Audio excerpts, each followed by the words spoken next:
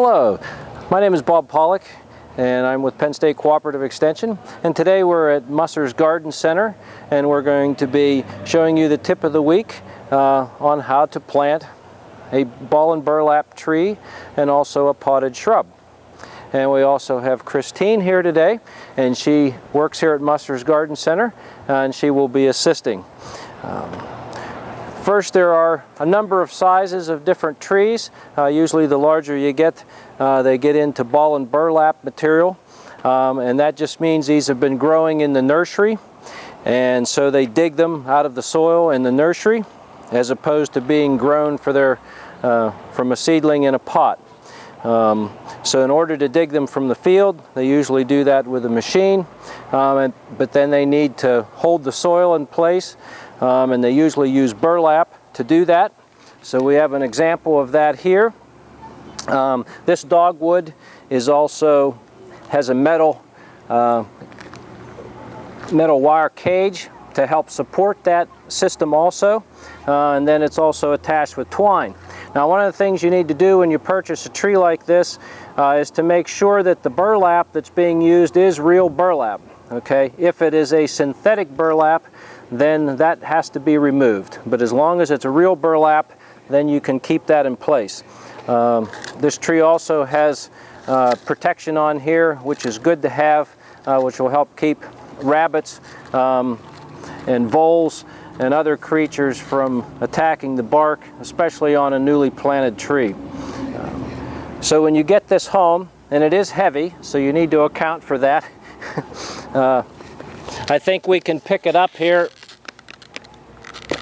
but depending on your situation, this may or may not be the best thing for you. So it can be heavy, especially when the ball is saturated like it is now.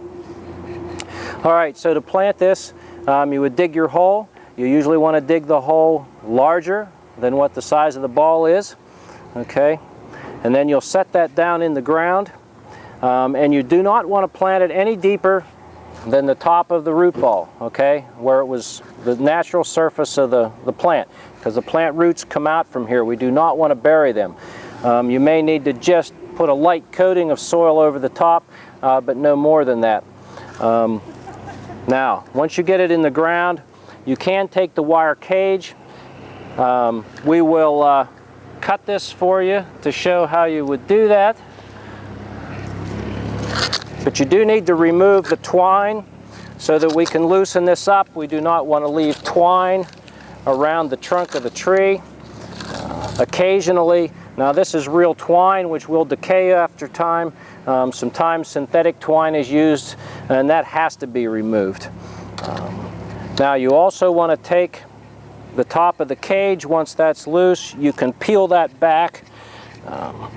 And if you have wire cutters, you can cut the top part of that cage if necessary, just to open that up a little bit more. But usually we can just leave that there, and over time that will rot.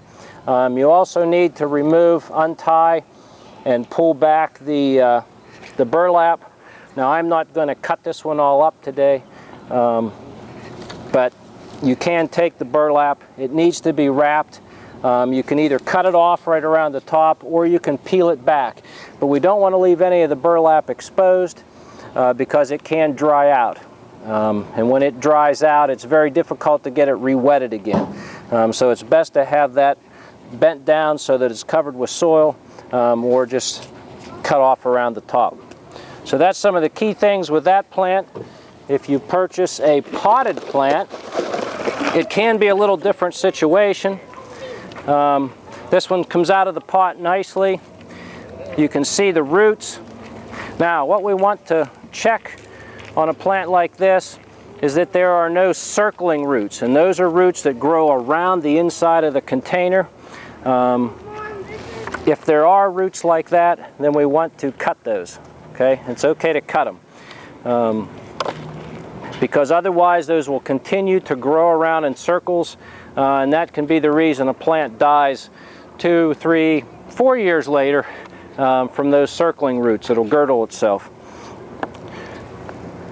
We want to fan. These are nice so that you can get this down in the ground and fan it out. Same thing. Do not plant it any deeper than the top of the soil in that pot. Now, if it really has a lot of roots growing along the bottom, and this one's nice because it doesn't have that, but if there are a number of roots on the bottom, then those need to be severed, okay? We want to sever that so they don't continue to circle, and then plant that. So those are just some keys about planting a ball and burlap tree versus a potted shrub. And we hope that's helpful to you. There are a number of different fact sheets that help. Sometimes the tag on the product also gives an explanation of how to plant that plant. And we also have fact sheets on how to plant an ornamental plant properly. So that's all we have for that today here at Musser's Garden Center in Indiana.